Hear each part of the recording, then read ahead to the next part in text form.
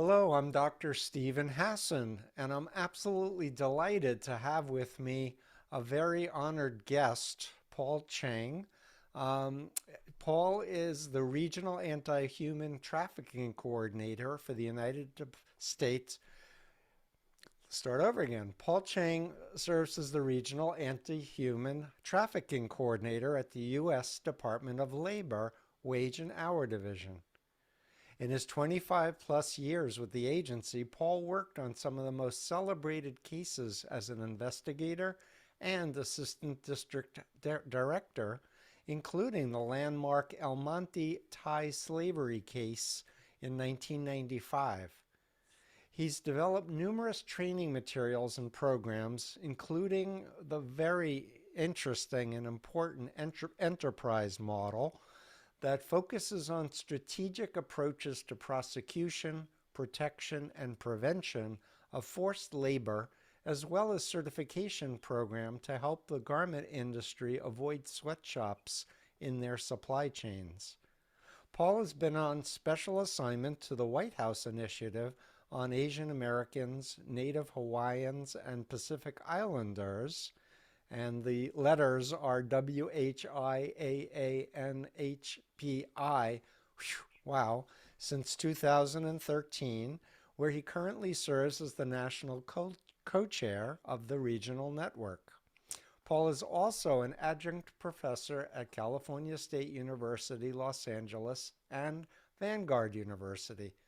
Paul has received his BA and MPA from California State University, Los Angeles, and is currently pursuing his PhD at Claremont Graduate University.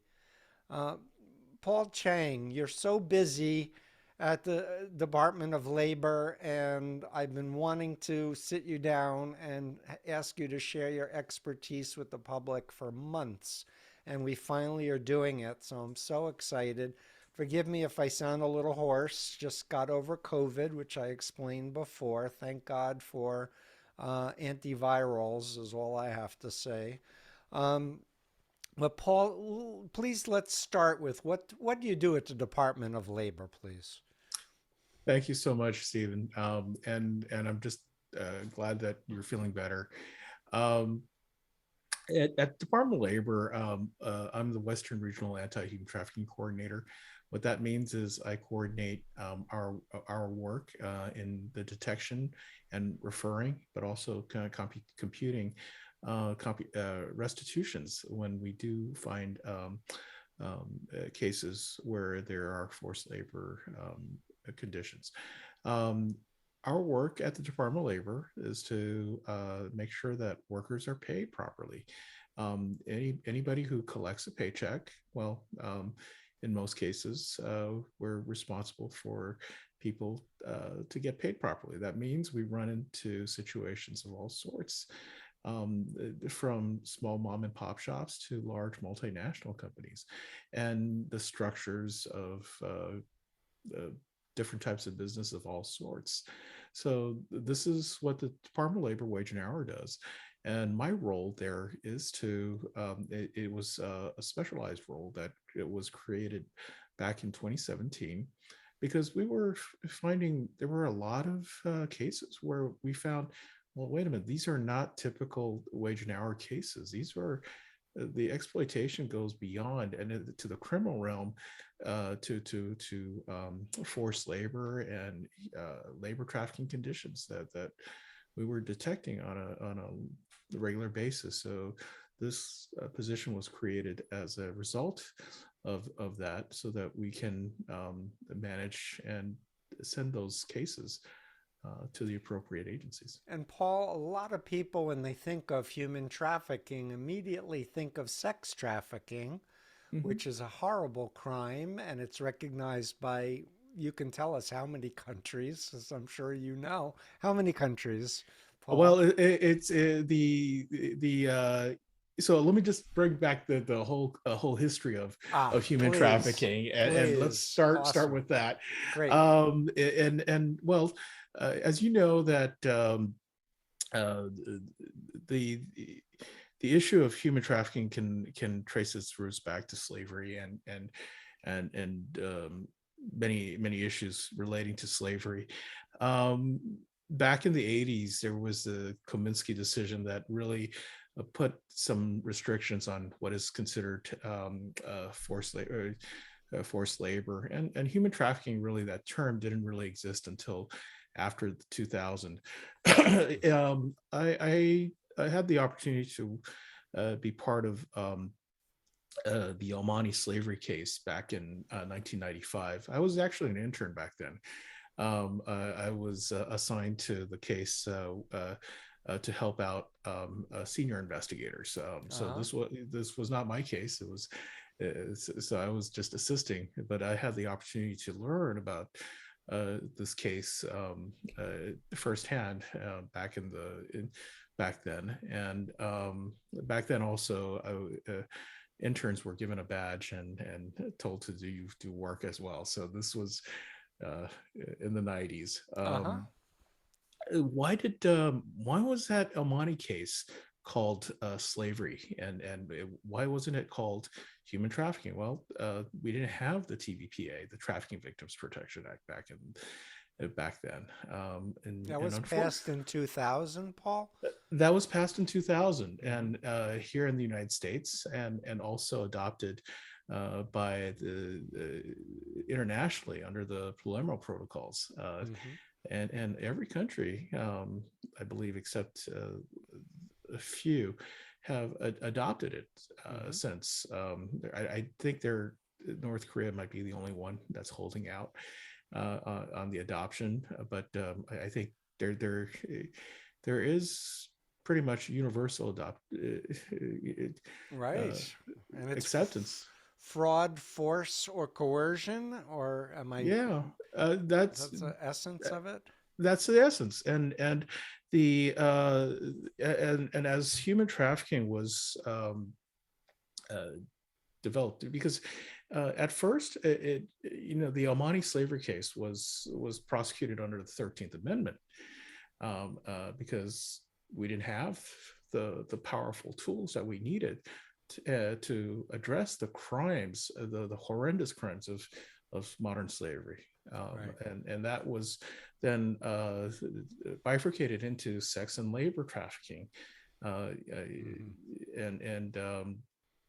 Mm-hmm. so you have two separate routes of how human trafficking really veered, and there is obviously the labor trafficking side, and then there is the sex trafficking side, Mm-hmm. and there has and much of the focus has been on um, the sex trafficking side, and you see that, but the AMP model test, the action, means, and purpose, all have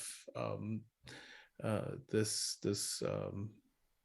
similarities, and I want to draw, and this is where your work actually is so important to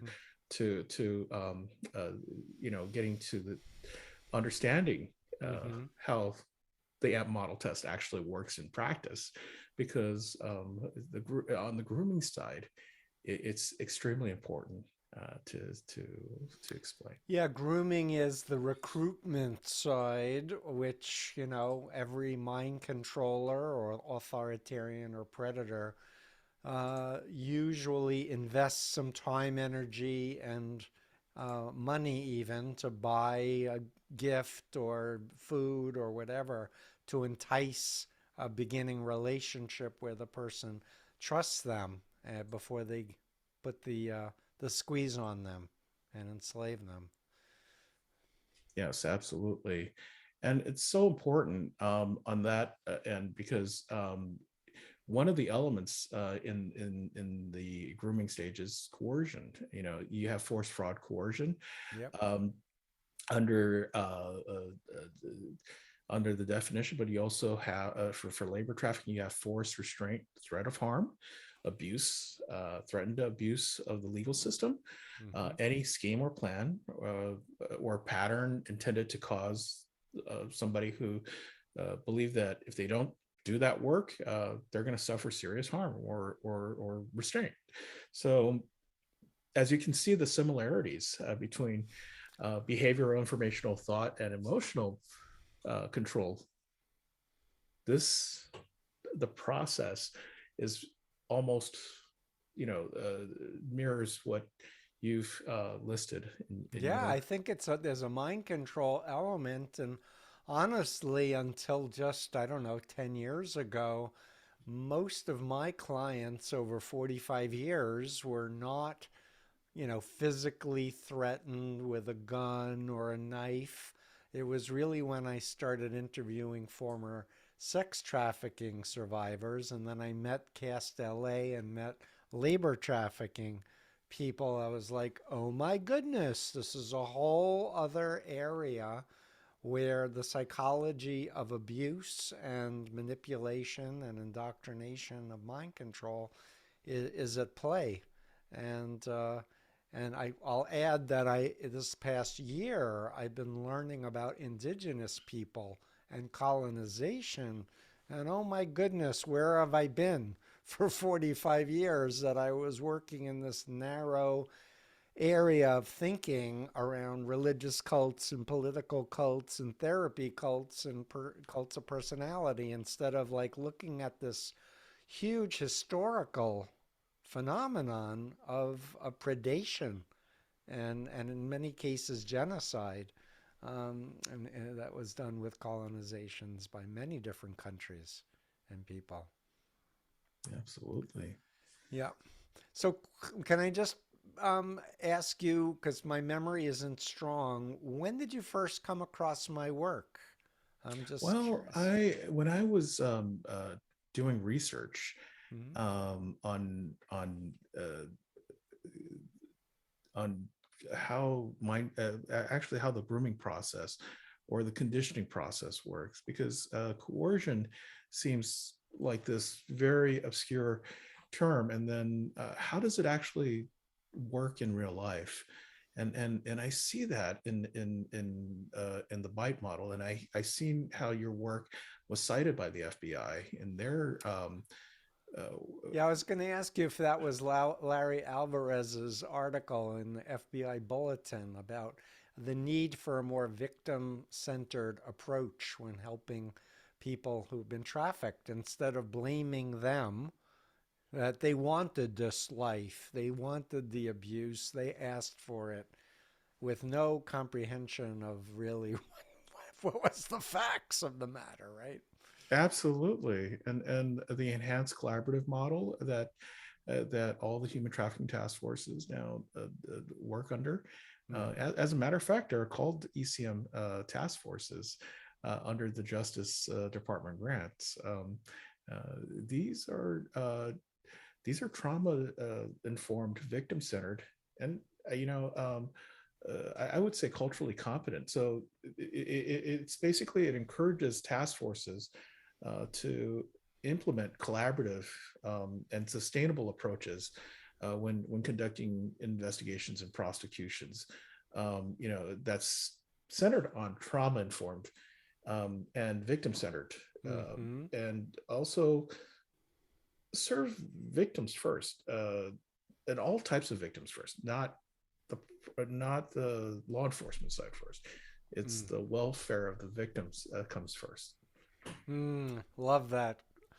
I love that. So before we go further, what numbers are we talking about in the US? Your best guesstimate for human trafficking and then the world, Paul? Well, there is no accurate estimate. There's no accurate number, and all the numbers that are being thrown out. One of the reasons why I hate to cite numbers is because I really disagree with that, because Uh-huh. it seems like it's an underreporting a Sure. number and this is both domestically as well as internationally. So I can tell you there's an estimated about 25 million or so trafficked around the globe. That comes from the ILO, and our State Department usually cites that. Mm-hmm. Um, and if you include forced marriage, it's around 40 million. So, but strangely enough, that seems a real underestimation. Yeah, I totally agree, but I don't want to rush past what you just said, forced marriage, because Yes. folks in America are not aware, for the most part, in my experience, that this is happening in the US, where young people are being forced into marriages, sometimes with much older men, Yes. and they don't want it, and but they're being forced to do it. We know Warren Jeffs is in jail because he was forcing underage girls to marry 60-year-old men under his in his cult, the Fundamentalist Latter-day Saints. But just say a few words about forced marriage. It's really not my area, because It's not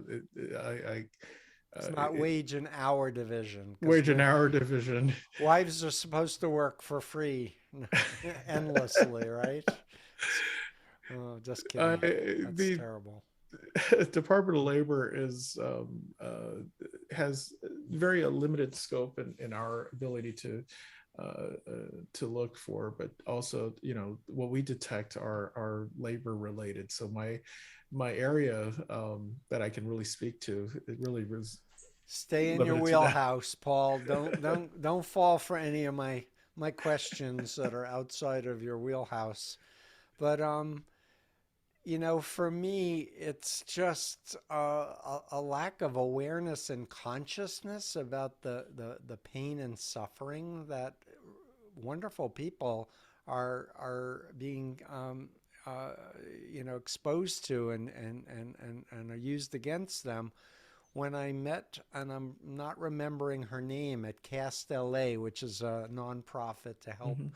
trafficking victims, she was talking about her country and how her mother was ill and how the trafficker lured her to, I can help you get into the US and give you a great paying job, and you can make sure your mom gets all the money she needs for her medication. And just this beautiful picture was painted. And then she was enslaved and couldn't help her mother or children with the medical treatments or even sending any money back. And how does it work, Paul? The traffickers then twist the person to believe that they owe them money, even though they're working 7 days a week? Yeah, and this, I want to bring back this conversation to your bite model, Please. because if you think about how information, that access to information is being controlled, compartmentalizing information, Yeah. uh, and then there are these, telling folks that deception about certain things about, um, law enforcement. Uh,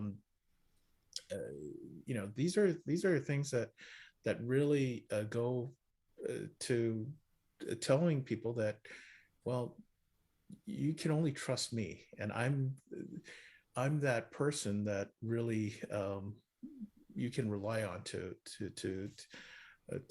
Yeah, the to dependency, right? And right. then turns into obedience. Of course, they take the passport away if the person actually has a passport to get Yeah. into the US.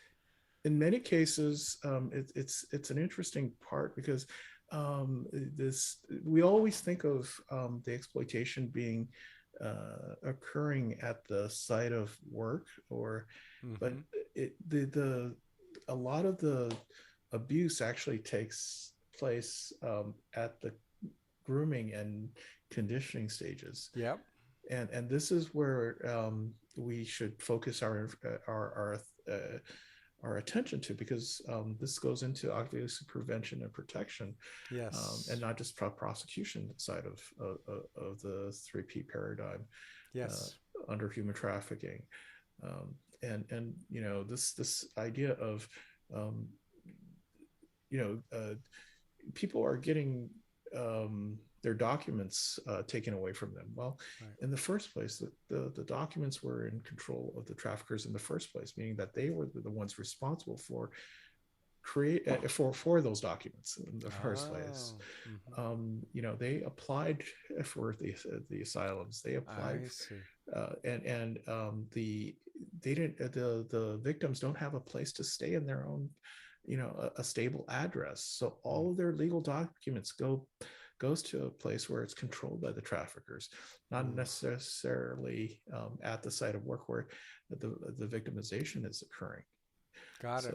So this there's a separate stage that is often overlooked, and that is that stage of grooming that is probably in many cases removed from the site of work. We Hmm. oftentimes see that the abuse takes place at the site of work, but it's not the site of work. It is the conditioning grooming stage that is at the actual traffickers. The Yep. work stage in many cases are run by um, people who may have been uh, uh, are former victims themselves. So as you know, like in cults, Yeah. The victim victimizer model. yeah, That's and what I call it's it. very similar to that. Hmm. But they are the ones that are the fall guy. Mm, When law enforcement goes after them, well, they go after the person that at the site of work, but they don't. The person that's really responsible for setting up the entire enterprise yep. is not or Yeah, responsible so for. there's a failure in the prosecution, but that's another level after take trying to help people and intervene. So, Paul, how could anybody know if they ever come across someone who's been trafficked? Is there any telltale signs that our listeners can, think about and keep their eyes open to? Yeah, one of the most difficult part about labor trafficking is it's hidden in plain sight, and it's usually occurring to the most vulnerable population, the Hmm. invisible population. Uh huh. And if you think about, we take so much things for granted that are that each day when we touch our when we uh, even wake up to when we sleep, the food that we eat, the clothes that we wear. Hmm. Um, think about how did it get there and what the prices that we pay. Does it can it sustain somebody who can uh, who can live off of that? That's actually the best way to see is it the price that we are paying for the product sustainable in getting a person.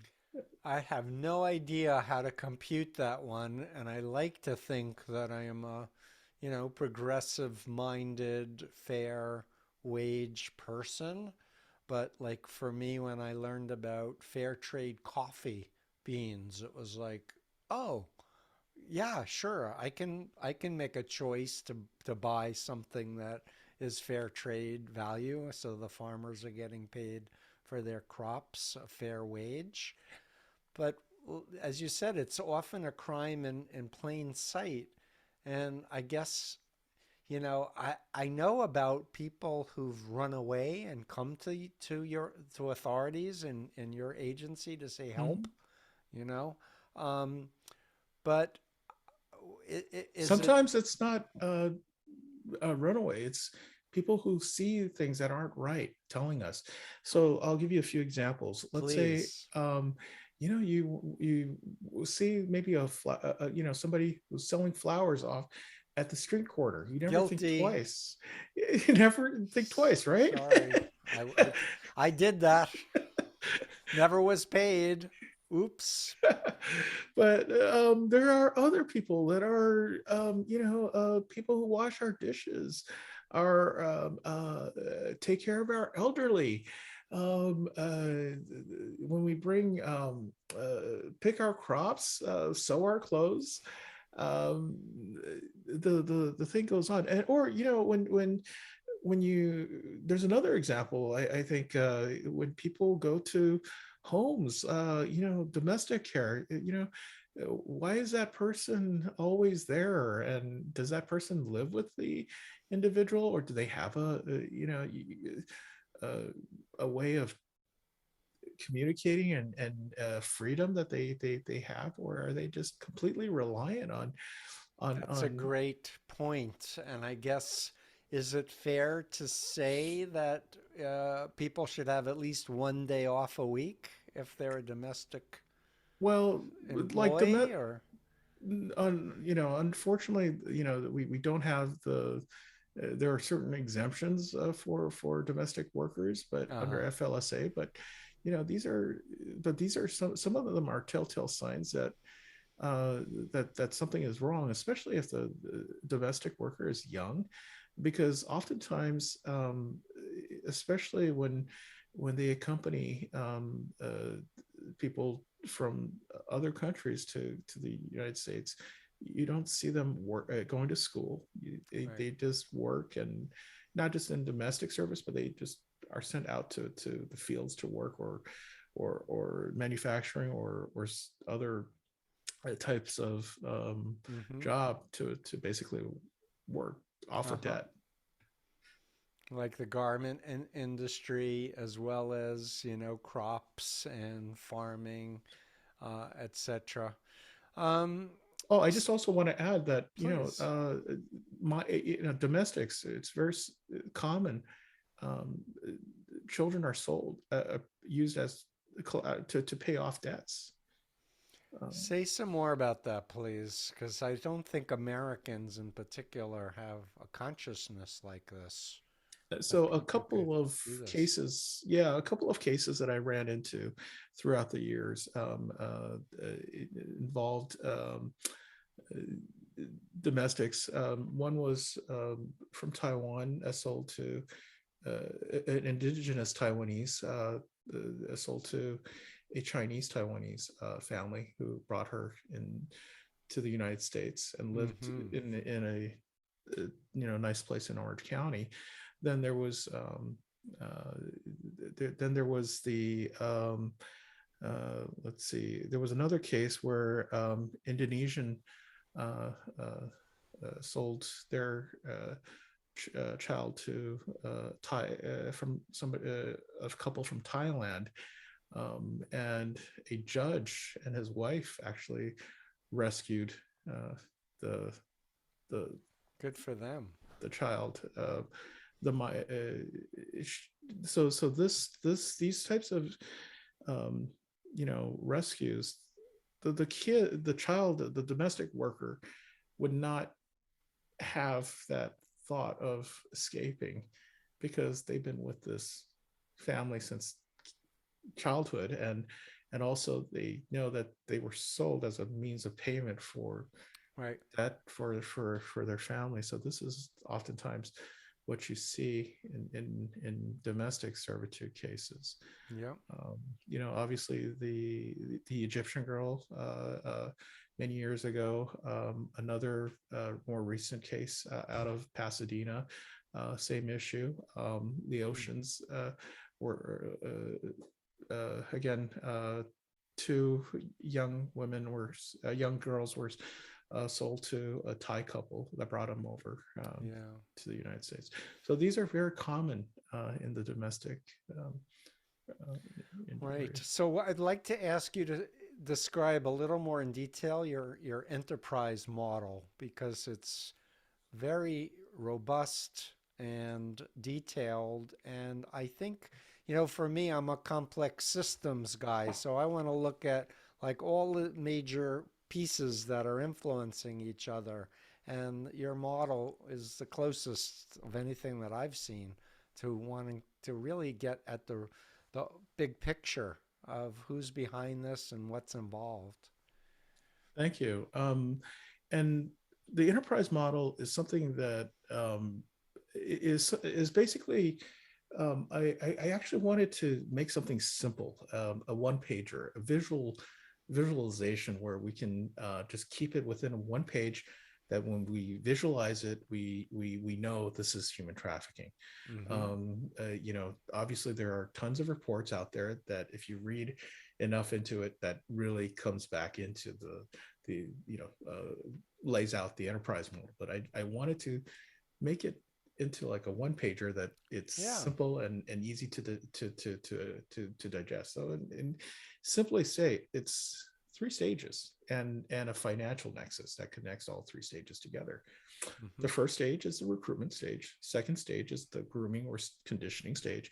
And stage three is the work stage. And then the financial nexus that connects all three stages together. That in itself is the enterprise model. That's Right, simple. but it's follow the money, right? Follow the This is money. how all great law enforcement have gone after criminals since time immemorial. Say some more about the kinds of things you have now granularly identified as important. Yeah. So if you look at the financial logistics of this, all of this has to be financed somehow. There is a money making scheme involved. Mm-hmm. And I also want to uh, tell your listeners and viewers that um, sex trafficking is about making money for the traffickers. Mm-hmm. Labor trafficking is about saving money for the traffickers. It's because labor is one of the most expensive costs of doing business. So that, So that what you just said, I've never heard anyone say that before, and I think it bears repetition. Could you say it one more time? and I'm actually quoting from Lou DeBaca. This is the former uh, uh, ambassador at large over at the. This is his words, not mine.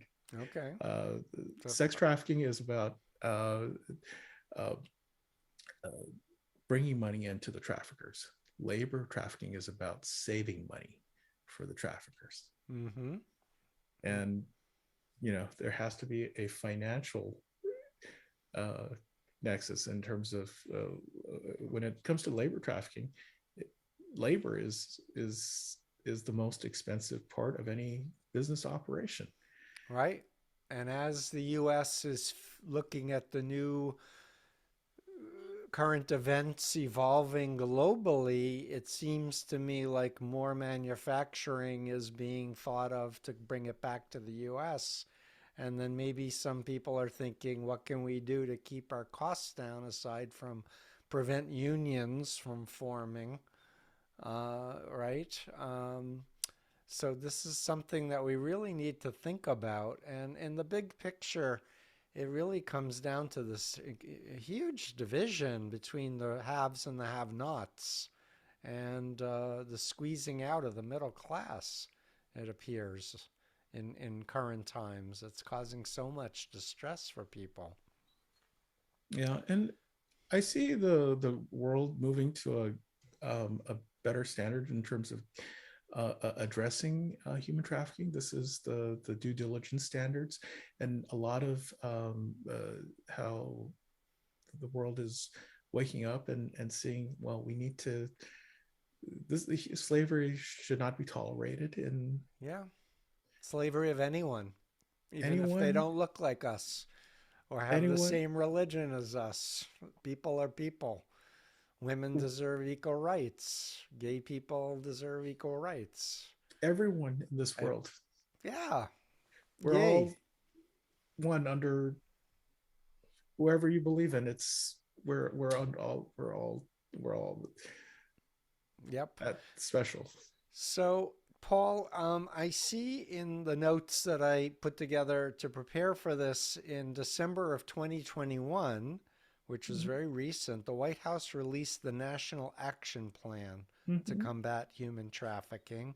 The plan re emphasized the three pillars: prevention, protection, and prosecution. And then it added partnerships to the nexus it says it enables cross-cutting approaches and institutional effectiveness. Can you unpack that? Like what actually is happening now Is this I think it's a good thing if there's a White House initiative. Maybe does that mean there's funding for this, or just it's an idea that needs funding? Oh no, no, there is funding, and this is a comprehensive strategy that the president has outlined, and the Department of Labor is an integral part of that strategy. In that, and I'm just glad that the partnership, the fourth P, is in there, because it's that is actually, that fourth P is the umbrella that holds all the three P's together, and Uh-huh. collaboration, partnerships and collaboration is that the fundamental key, uh, because and understanding that prevention, and an ounce of prevention is worth a ton of cure, as we all know. Right. And I can I assume that you have utilized survivors of trafficking to help in your efforts to not only, support people that you're trying to help get away from trafficking, but also in terms of the psychoeducation to the public? Yeah, and I think that's one of the strongest part of uh, our strategy, is the survivor led, um, Mm-hmm. a component to it, because without the survivors, I think, because this type of trauma, this type of um, abuse, it's you can't learn it in a from reading anything. You can't. You have to. The survivors are the ones that really can tell you what really happened, Mm-hmm. and policies surrounding that really should be centered on, their experience, because they know what this is all about. And that's Mm-hmm. why I think it is so important to listen to the survivors. And Mm-hmm. oftentimes, uh, many times we don't listen to the survivors and say we know what's best for you. um, that's Right. not the case, and that should never be the case. When we want to focus on trauma informed, victim centered approach to addressing. Yeah, 100%. As a therapist, I've learned don't, yes, I can bring my professional resources into the session, but assume you don't know anything and that the client is your teacher, and learn how to build rapport and trust and ask open ended questions, and don't expect, a lot of information at first because it takes time to develop trust. Um, Also, but me, I am a former member, so I'm like a big advocate for survivors having their voice and figuring out what happened to them and cleaning up the trauma to the extent that they can and being in their body in the here and now, living a happy, healthy, fulfilled life with good, meaningful work and meaningful relationships. So, and in the meantime, um, there's so much psychological warfare going on, and disinformation, and deep fakes, and accusations about trafficking. And this was part of my motivation for wanting to get you recorded and put out this recording soon, because you do the work. I mean, this is your job. You do this full time for real and for decades now, and you know what works and you know what doesn't work, and there's just a lot of folks in the streets going, oh, trafficking, but they haven't a clue what they're talking about. Yeah, and unfortunately, they're the more dramatic, and the more vocal, seems to get the most attention, Yeah. and they're obviously, you know, misleading a lot of people to believe things that are not happening, and or just leading the people away from what is actually happening, and Mm-hmm. just taking, I think, both resources, but also, and more importantly, attention Right. the public's attention away from what is really happening on the ground. Um, Take for example, we all those who in our line know that labor trafficking is many times larger than sex trafficking. Yep. Unfortunately, the prosecutions have not, uh, shown that because there's obviously a more emphasis on that sex trafficking rescue, the vulnerable, uh, Mm-hmm. uh, but that it doesn't show the actual vulnerable people that are Right. being so the victimization process is not really told, or it's told incorrectly, so Mm-hmm. people focus on something completely different. You can and ultimately attack a pizza restaurant. That's how Yep. insane this sometimes information um, gets misused Yep. to uh, and unfortunately, people who are well intentioned get directed their They get their deceived, Paul. they get they, deceived. they just get conned and they believe people that are not trustworthy or sources or their media that's not trustworthy. And they don't reality test. They don't double check it with other sources before they share or like or go and do something that could wind up putting them in jail. Absolutely, and this is unfortunate because it's they have well intentioned. I mean, Right? they come with good intentions. Saving kids. Who doesn't want to save kids? I mean, Right. who because we all, but there's the truth. Then there is the folks that obviously are more, want to sell you something or make you want to. Again, I tell my when I teach my class, and I Yes. oftentimes go through um, an information analysis, and I use actually the bite model to Mm-hmm. a form of your bite model Mm-hmm. to ask them to analyze the information. Mm-hmm. How does this information elicit an emotion response, and what triggers what kind of emotions does that information that you hear trigger? Right. What type of thinking or thought that it invokes, and what type of behavior ultimately Right. can it arise out of that information.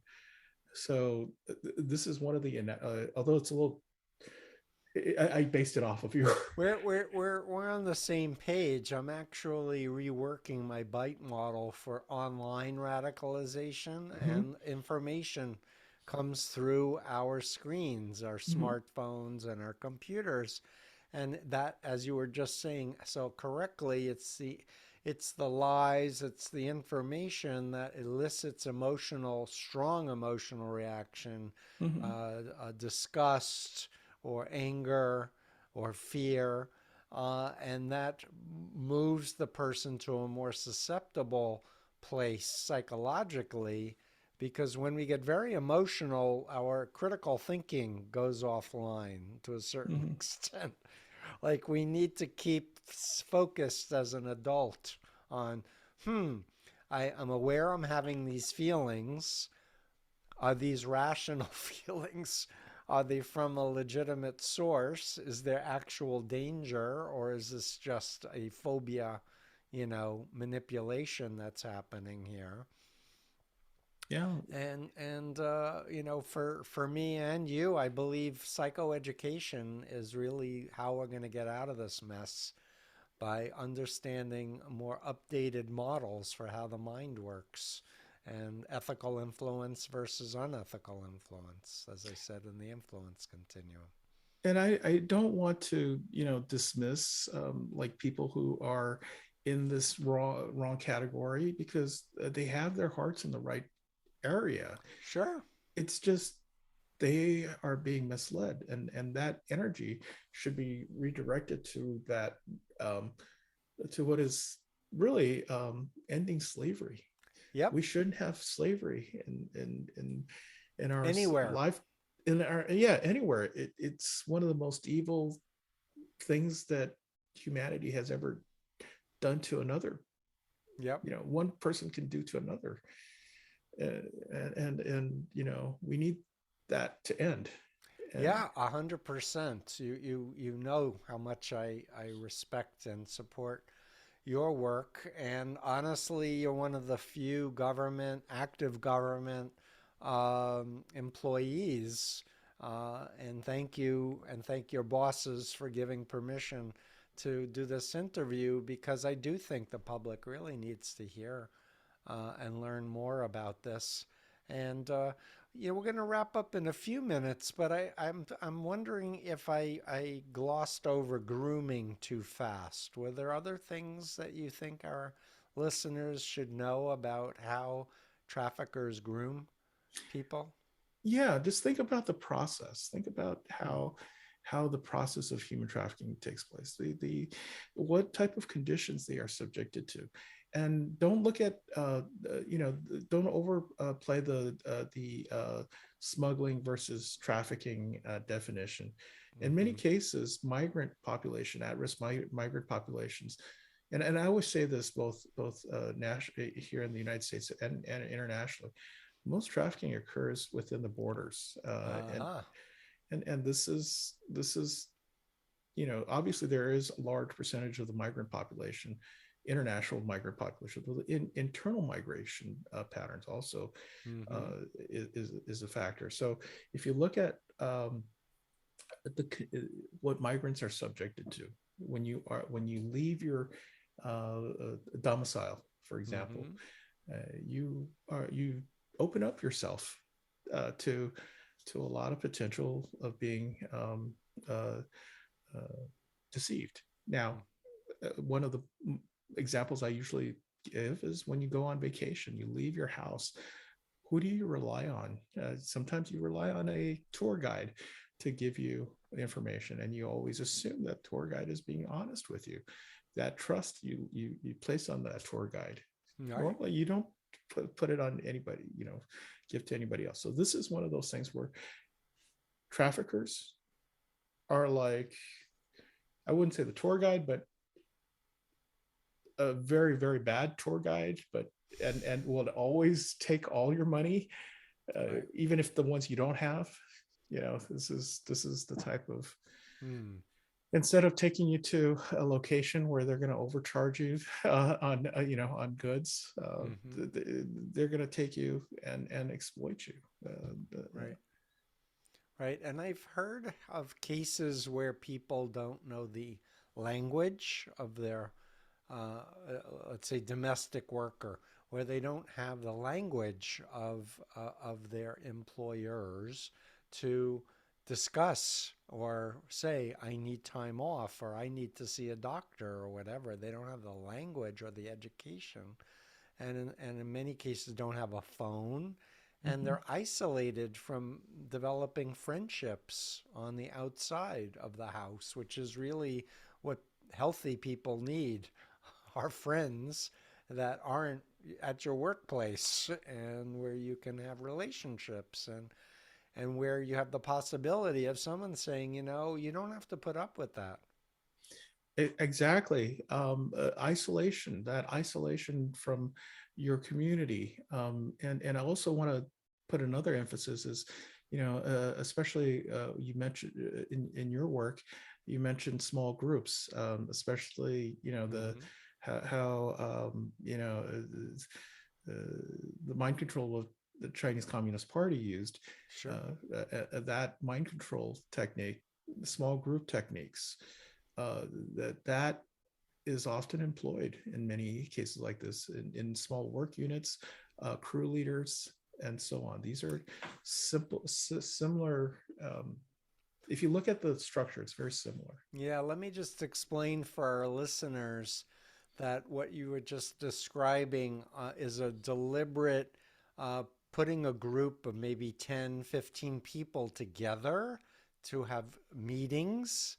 And there's often at least one spy or two in the group itself, not to mention whether they're listening in covertly anyway. But it's a group reform method. Like we're all struggling to be the best communists we can be, and so let's share our and confess to our foibles. I used to like, expensive cars. Ooh, you really were a bourgeoisie, pig, whatever. But the idea is that it's using other victims to influence and control, gather information on other victims in order to create this effect where you have the cult identity, Hmm. the programmer's identity that they want, which is obedient and dependent and locked in fear that you can't leave, you can't question, and bad things will happen to you or your family if you question it. Yeah, exactly. And this is one of those things where both uh, it occurs at every level, from small time labor traffickers to even to the scale of state sponsored trafficking. So Yep. this is one of those things where, again, these things. Yep. So, I'm going to comment personally, and then you can tell me if it's okay to keep in or not. But Mhm. I didn't realize when I was in the Moonies and I was sleeping 3 to 4 hours a night and working 7 days a week for no money, often for paid entities within the Moon organization. I didn't even think about the possibility I was being trafficked until maybe 5, 10 years ago, max. Like, This is very important, and I think you hit it on the nail. And people don't normally think that if you are being trafficked in a religious organization, that you are potentially labor trafficked.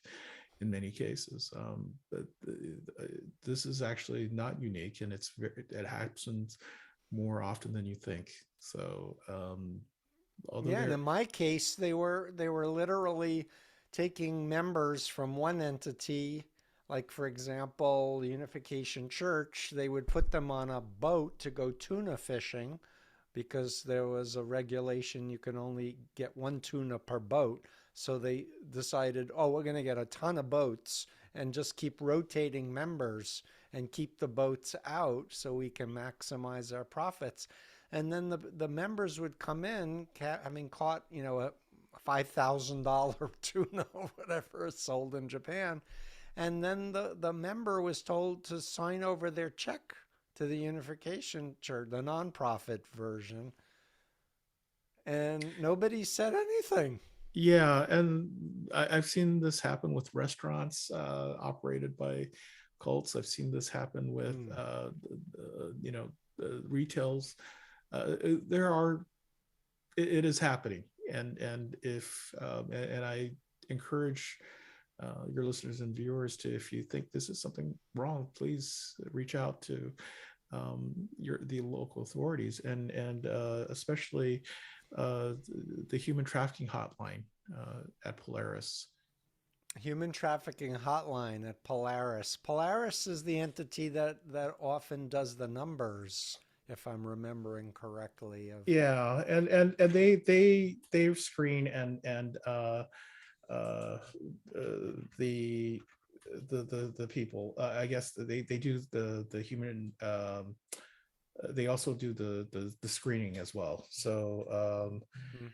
let me see if I can get that to you. Well, that's great. Well, we're going to do not only the podcast, but a blog, and we'll add links on my freedomofmind.com website to this interview. If people want to see you being interviewed, and we can like put a human face to it.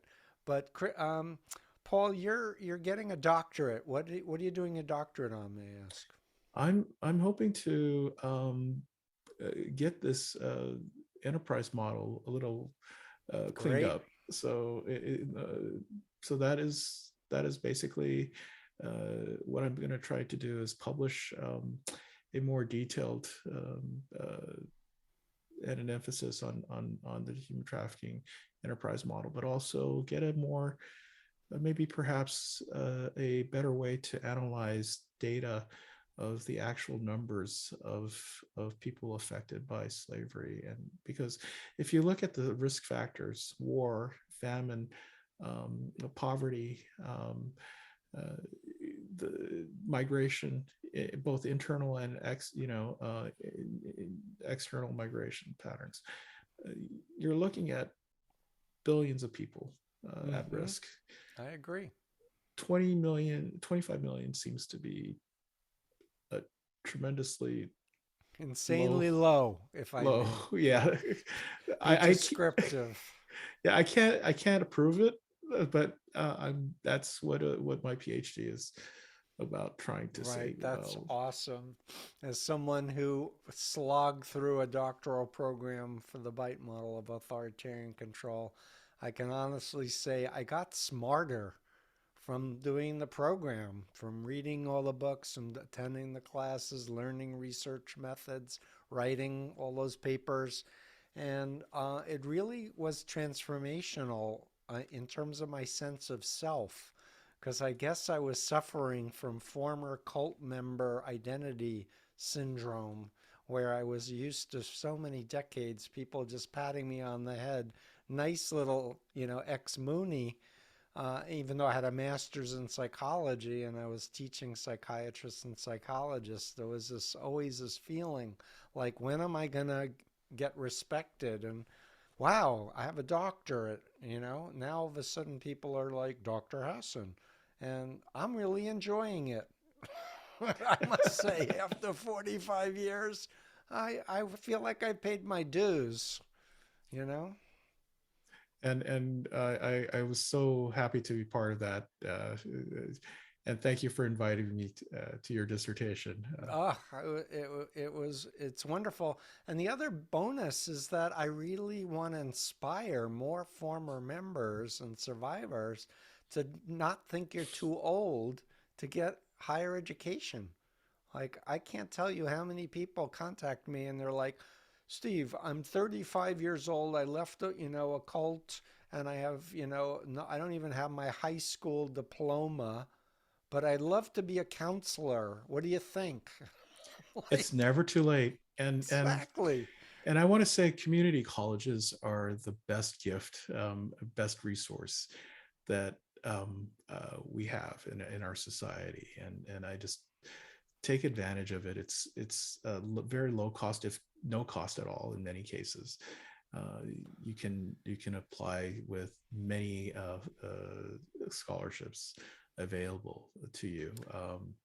Yeah, 100%. And there's so many brilliant people teaching online for free that if you Mhm. really are interested in something, you can talk to your college professor and say, "I want to do an independent study on the enterprise model of trafficking with the Department of Labor guy. Maybe he would supervise or read my paper.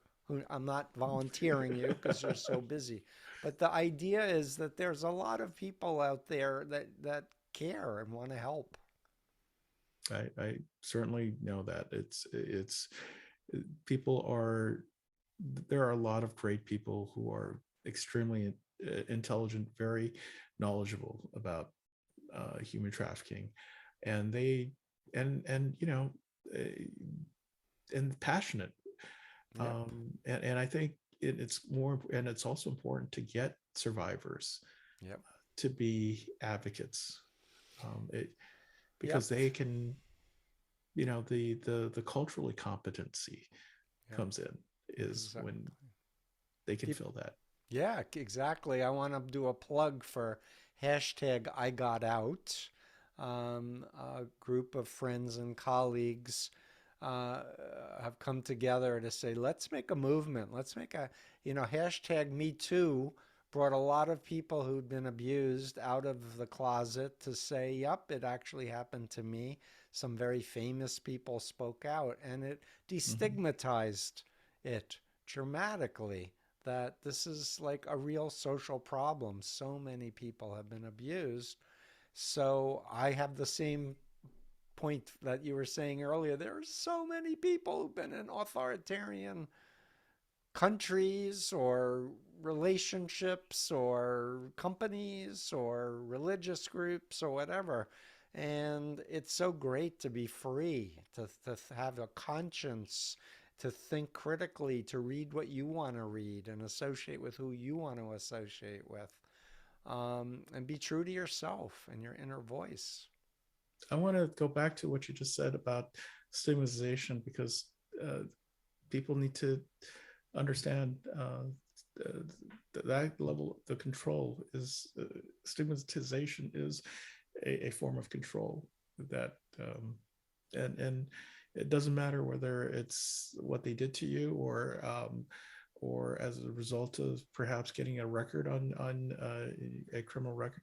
Those things could be taken care of and taken care of uh, by resources out there that are So available. that's very interesting and very important. And honestly, I did a lot of illegal things when I was in a cult, and I could have and would have done some really Mm-hmm. bad things if I had been ordered to.